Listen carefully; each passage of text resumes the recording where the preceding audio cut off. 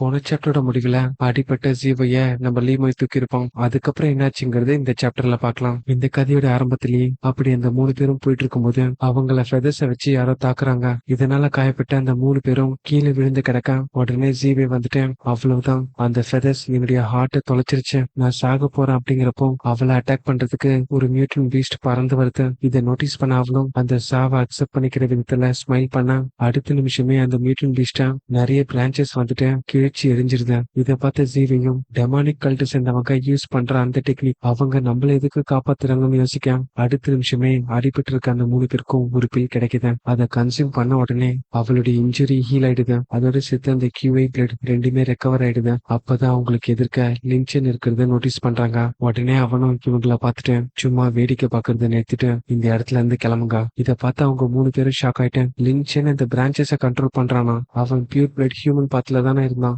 எப்படி அந்த துரோகிங்களோட ஸ்கில்லை இவன் கண்ட்ரோல் பண்றான்? இதே நேரத்துல நம்ம ஹீரோ வந்துட்டு அந்த பிரான்ச்சஸ பயன்படுத்தி அவங்கள தூரமா கொண்டு போய் விட்டுறான். என்ன பொறுத்த வரைக்கும் இவங்க 3 பேரும் நான் சிஸ்டம் எபிலிட்டியை யூஸ் பண்றத பார்க்க வேணாம், அதுதான் எனக்கும் நல்லது. நான் நிறைய பீஸ்ட் கிட்ட இருந்து பயாலஜிக்கல் ஆட்ரிபியூட்ஸ் அப்டேன் பண்ணிருக்கேன். ஆனா என்னால இதுங்க எல்லாத்தையுமே சமாளிக்க முடியாது. ஏன்னா அதுல சில பீஸ்ட் வந்துட்டு ஜெய்ஜாண்டிக் லெவல்ல இருக்கு. அப்படியே கொஞ்ச நேரத்துக்கு அப்புறம் என்னால முடிஞ்ச அளவுக்கு எல்லாரையும் ரெஸ்கியூ பண்ணிட்டு ஷான் சாங் கூட ஜாயின் பண்ணிட்டு அங்க இருந்து எஸ்கேப் ஆகிறதுக்கு பிளான் பண்ணேன். அப்பதான் எங்களுக்கு முன்னாடி ஒரு பெரிய சென்டிபிட் வந்துச்சு. அது வந்துட்டு அட்வான்ஸ் லெவல் 9th ரேங்க். உடனே நாங்க 3 பேரும் அதுகிட்ட இருந்து எஸ்கேப் ஆகிறதுக்காக அந்த இடத்துல இருந்து ஓட ஆரம்பிச்சோம். இதுல ஒண்ணு கொல்றதே ரொம்ப கஷ்டங்கிறப்போ எங்களுக்கு முன்னாடி மொத்தம் 3 சென்டிபிட் இருந்துச்சு. இதை பார்த்து சென் வந்துட்டு எங்க கதை இங்கேயும் முடிய போகுதுன்னு நினைக்கேன். அப்போ அந்த இடத்துல ஃபாக்ஸ் கேர்ள் வந்துட்டு நான் சொல்றதை கேளு, ஒழுங்கா என் கூட வந்துரு, நீ இந்த இடத்துல இந்த பீஸ்ட் கையால சாகணும்னு அவசியம் இல்ல அப்படின்னு சொல்ல இங்க இந்த சாப்டர் முடியுது. அடுத்த சாப்டரோட ஆரம்பத்திலேயே நம்ம சென் வந்துட்டு நீதான் இதை கண்ட்ரோல் பண்றியான்னு கேட்க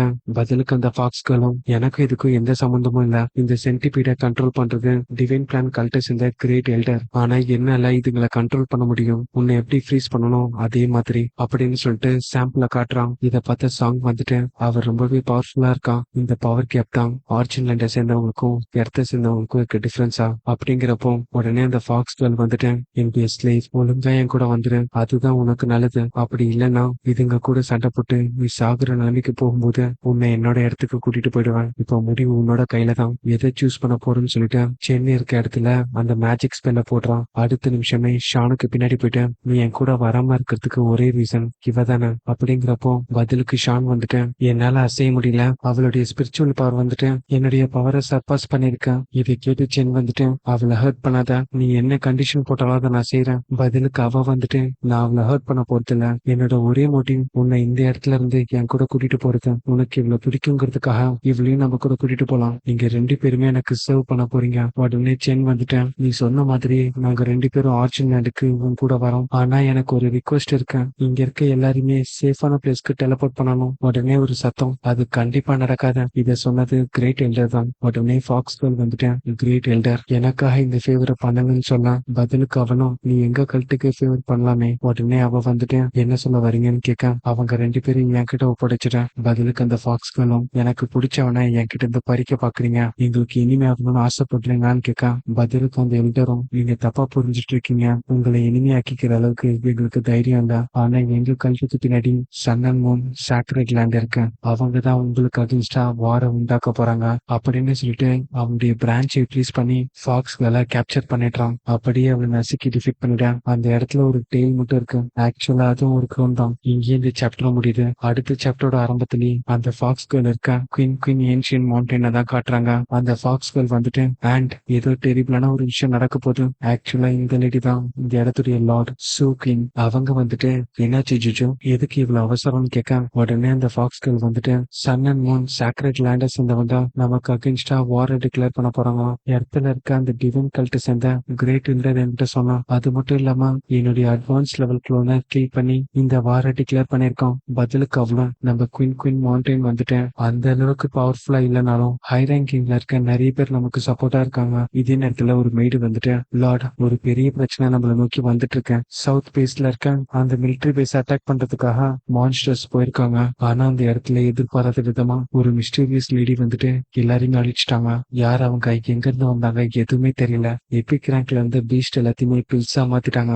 சவுத் ரீஜனை சேர்ந்தவங்க லெஜெண்டரி ரேங்க் எக்ஸ்பர்ட்டா அவளை ஹண்ட் பண்றதுக்காக அனுப்பியிருக்காங்க, ஆனா ஒரு யூஸ்மே இல்ல. அந்த லேடி எஸ்கேப் ஆயிட்டான். இதே நேரத்துல பூமியில வந்துட்டு ஷாங்காய் சிட்டியுடைய சென்டர்ல அந்த கிரேட் எல்டர் வந்துட்டு அவங்கள கேப்சர் பண்ணிட்டு இப்ப நீங்க 2 பேரும் என் கூட வர போறீங்கன்னு சொல்ல பதிலுக்கு சென்னும் சரின்னு சொல்லிட்டா. எங்களோட கல்ட்டுல ஜாயின் பண்றதுக்கு உன்னுடைய டிட்டர்மினேஷனை எங்களுக்கு ஷோ ஆஃப் பண்ண கீழே இருக்காங்களே அந்த பீப்புள்ஸ் எல்லாரையும் கொண்டுடு. இதை மட்டும் நீ பண்ண மறுத்துட்டனா இவளை நான் கொண்டுடுவேன். சாய்ஸ் உன்னுடையது. இது கேட்ட சாங் வந்துட்டு சென் தயங்காதான் எங்களை கொண்டுடு. பதிலுக்கு லியோ வந்துட்டு எப்படி இந்த பீச் கிட்ட நாங்க சாகதான் போறோம். அதுக்கு பதில் உன்னோட கையில என் உயிர் போட்டோம். மத்த ஃப்ரெண்ட்ஸ் இதையே சொல்ல ஹீரோ வந்துட்டு வேற வழி இல்லாம என்ன மன்னிச்சிடுங்க, உங்களுக்கு குயிக்கான டெத்தை கொடுக்குறேன். அதுக்கப்புறமா எனக்கு சான்ஸ் கிடைக்கும் போது இந்த கிரேட் எல்டரை என் கையால துடிக்க துடிக்க கொல்லுவேன் அப்படின்னு சொல்லிட்டு அவங்கள கொல்ல போக சடனா அவனுக்கு எதிர்க்க பேப்லியன் மாஸ்டர் வராங்க. இதோட இந்த சாப்டர் இங்க முடியுது. அடுத்த சாப்டரோட ஆரம்பத்திலேயே நம்ம ஹீரோ வந்துட்டு மனசுக்குள்ள ஒரு வழியா பேப்லியன் மாஸ்டர் வந்துட்டாங்க, இங்க இருக்க எல்லாருமே இனி சேஃப் தான். இதை பார்த்த அந்த கிரேட் எல்டரும் கல்ட் மாஸ்டர் சொன்ன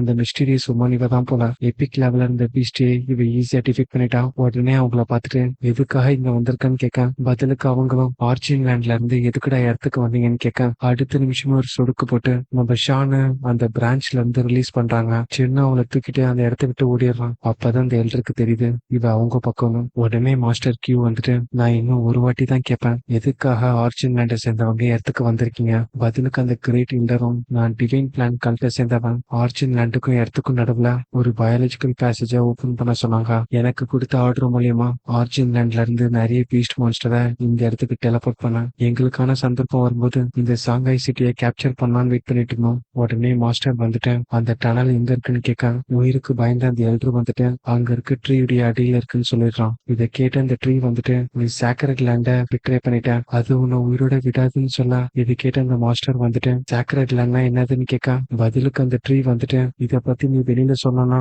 அந்த சாக்ரெட் லேண்ட்ல வாழ்றவங்க அப்படின்னு பேச்சு எடுக்கும் போதே மாஸ்டர் அந்த ட்ரீயோட கதையை முடிச்சு அதை பில்லா மாத்திடுறாங்க. இதை பார்த்து எல்டர் ஷாக் ஆயிட்டேன். எபிக் ரேங்க்ல இருந்த அந்த ஜெயின் ட்ரீய பிராக்ஷன் ஆஃப் செகண்ட்ல பில்ஸா மாத்திட்டாங்க. உடனே அவனும் தலை பிணிஞ்சு இந்த சாக்ரெட் லேண்டுங்கிறது எதை குறிக்குதுன்னா சன் அண்ட் மூன் சாக்ரெட் லேண்ட குறிக்குது. ஆக்சுவலா அது வந்துட்டு ஒரு மேசிவான ஃபோர்ஸ். எங்களுடைய டிவைன் கல்ட்டே அவங்களுடைய ஆர்கனைசேஷன் கீழே தான் இருக்கு. இன்னும் ஸ்பெசிபிக்கா சொல்லணும்னா ஆர்ச்சின் லேண்டுக்கும் எர்த்துக்கும் நடுவுல அந்த பேசேஜை எஸ்டாப்ளிஷ் பண்ணதே அவங்க தான். வேற ஏதாச்சும் உங்களுக்கு தெரிஞ்சுக்கணுமான்னு கேட்க பதிலுக்கு அவங்களும் இந்த இடத்துக்கு எல்லா பீஸ்டையும் சமன் பண்ணுன்னு சொல்லலாம். இதை கேட்டு எல்டரும் அப்படி சமன் பண்ணிட்டனா என்ன உயிரோட விட்டுருங்களான்னு கேட்க பதிலுக்கு மாஸ்டரும் கண்டிப்பான்னு சொல்லிடுறாங்க. உடனே அவன் வந்துட்டு அவனுடைய பாக்கெட்ல இருந்து ஒரு ரோஸ் எடுத்துட்டு ஆர்ச்சின் லேண்ட்ல இருக்க எல்லா பீயிங்ஸையும் இங்க சமன் பண்றோம்னு சொல்லலாம். அடுத்த நிமிஷமே அந்த ரோஸ்ல இருந்து ஏதோ ஸ்ப்ரெட் ஆகுது. இதோட இந்த சாப்டர் இங்க முடியுது. அடுத்தடுத்த சாப்டர் பாக்குறதுக்கு இந்த வீடியோக்கு ஒரு லைக் போட்டு நம்ம சேனலை சப்ஸ்கிரைப் பண்ணிக்கோங்க. அடுத்த சாப்டர்ல உங்களை சந்திக்கிறேன்.